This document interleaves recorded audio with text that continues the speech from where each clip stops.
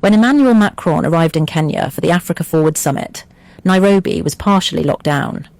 Roads closed, traffic rerouted, city movement slowed, all to secure the passage of a foreign leader. It immediately sparked a familiar conversation across Africa. Why does the arrival of Western leaders still trigger this level of disruption in African capitals? Macron's visit was highly visible. He ran with Eliud Kipchoge through Nairobi, a moment designed to signal closeness with modern Africa. He addressed a packed summit in Nairobi, where he even stopped proceedings to tell delegates to remain silent during speeches.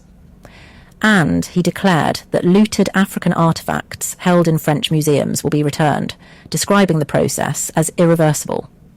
On paper, it was diplomacy, but in reality, it was also optics, history, and influence all playing out at once. Because France's relationship with Africa carries deep historical weight, rooted in colonial-era extraction, political influence, and long-standing economic dependency structures that many African states are still navigating today. And that is why every gesture is being read carefully.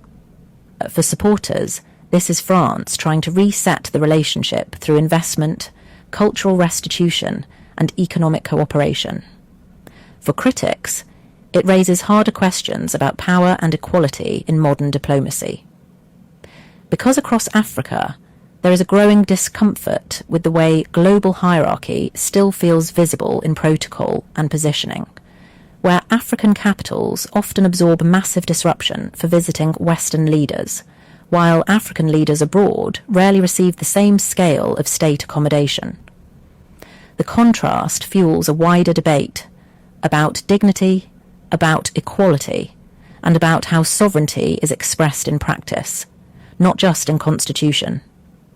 At the Africa Forward Summit, billions in agreements were signed between Kenya and France covering infrastructure, transport, energy, and digital development. But beyond the deals, the symbolism dominated attention. Is Africa entering a new era of equal partnerships? Or are old power dynamics simply being repackaged in modern diplomatic language?